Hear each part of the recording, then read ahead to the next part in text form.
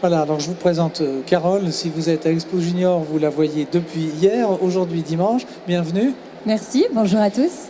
Et puis on reconnaît la voix, surtout si on écoute une onde périphérique. Je pense évidemment au partenaire One FM. Comment est-ce qu'on concilie l'animation in vivo, on le voit toute la journée, et puis l'antenne? Bah écoutez, ça vient assez rapidement à côté de l'antenne, hein, l'animation. C'est vrai que quand on fait de l'antenne depuis quelques années, on a l'occasion de temps en temps de s'essayer à l'animation propre, hein, à savoir à travers des salons comme Expo Junior. Et puis au final, ça vient assez rapidement derrière en fait. Qu'est-ce qu'on doit avoir là? Parce qu'on a vu hier le The Voice Kids, on voit les petits Kratzek, comme on dit à Genève, qui s'essayent à la chanson et qui réussissent assez bien. Qu'est-ce que vous avez, vous? Vous êtes une voix comme depuis les débuts de la radio, en fait? Bah écoutez, c'est vrai que c'est mon outil de travail, hein, donc la voix est peut-être assez importante en radio, voilà, c'est notre outil de travail. Maintenant, j'ai la chance de faire de la radio, donc j'ai la chance d'avoir commencé dans un média où ma voix était mon simple outil de travail et non pas mon physique. Donc c'est vrai que quand on est timide ou quand on est un petit peu plus réservé, la radio vous permet justement de faire un petit peu ses armes, quoi. Ce qui veut dire que, avec ce que vous faites ici, on met un visage maintenant sur votre voix. On n'est pas trop déçu, a priori. C'est gentil, j'ose merci. vous l'avouer. Mais est-ce que ça veut dire que vous pouvez imaginer faire la transition vers la télévision, ou bien vraiment c'est la voix? Oui.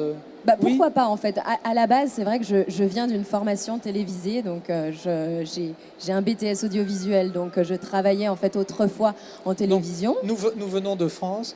Voilà, exactement, je suis française, mais ça c'est vrai que les auditeurs le savent, parce que c'est vrai que ça fait à peu près quasiment 10 ans que j'anime en Suisse. Qui vous trahit, voilà, le BTS m'a trahi, mon accent aussi me trahissait beaucoup autrefois. Maintenant j'ai un petit peu pris l'accent genevois, d'ailleurs j'en suis très fière. Voilà. Et c'est vrai que voilà, je viens plutôt donc d'un univers télévisé, et j'ai très rapidement en fait, je suis très rapidement allée en radio, et au final je suis tombée en radio, et je suis restée en radio parce que j'aime ça. Alors voilà. on tombe en radio comme on tombe en amour. Oui. L'Expo Junior, qu'est-ce que ça a de particulier? Parce que je vous ai vu avec vos confrères, les collègues, en train de commenter les numéros, etc.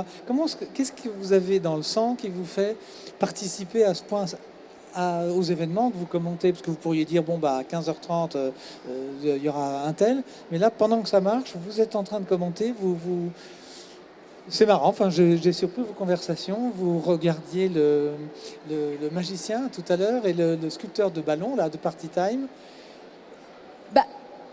C'est un petit peu le job qu'on me donne ici à Expo Junior, annoncer les programmes. Et puis, c'est important aussi pour le public qui vient à Expo Junior de connaître en fait ce qui va se passer par la suite. Donc, une personne lambda arrive peut-être à midi, et puis ils n'ont pas forcément le nez dans le programme. Donc, le but vraiment, c'est d'être là, d'annoncer ce qui va se passer pour la suite, donc pour tous les visiteurs. Et puis, voilà, on le fait très simplement. Puis bon, c'est vrai que ce qu'on voit sur scène, c'est plutôt sympa. Agréable, voilà. Donc voilà, ça reste très agréable pour nous aussi à annoncer, à regarder aussi. Ouais. On remarque aussi que vous avez toujours le sourire, vous faites des appels quand les gens oublient un portefeuille ou perdent leurs enfants. Ce service au public, ça fait partie de votre personne et de votre mission ici à Expo Junior? Oui, et puis ça. Parce qu'il y a le t-shirt, faut quand même voir. Ah oui, Snap. attention, c'est estampillé Expo Junior ce week-end. Donc là aussi, vous aimez les gens? Oui, c'est aussi un service qu'on donne de par notre travail, et puis dans la vie de tous les jours. C'est vrai que quand une personne fait tomber quelque chose, ou un téléphone ou quoi que ce soit, c'est vrai que voilà, c'est normal d'aller voir cette personne et lui dire excusez-moi, vous avez laissé tomber ceci ou ceci. Et là, c'est vrai que voilà, on est dans ce salon, on est à Expo Junior, on fait tomber donc des choses, et puis voilà, c'est normal d'aller voir les gens et puis de leur dire vous avez perdu quelque chose, comme un enfant aussi. On perd beaucoup les enfants ici. Les enfants. Oui, moi-même, j'ai été perdu au salon de l'enfance quand j'étais grand comme ça. Alors, quand on est parent, ça fait peur généralement. Mais voilà, faut savoir que même les enfants perdus ici, on finit toujours par les retrouver. C'est la règle. C'est une bonne nouvelle pour Expo Junior. Ça veut dire qu'on vous verra en avril également? Oui, exactement. J'espère. Je l'espère. Oui, bien sûr. On salue tous vos confrères et collègues à One FM. C'est vous Évidemment, on prend qui on a sous la main, c'est vous qui vous êtes lancé pour venir parler devant cette caméra.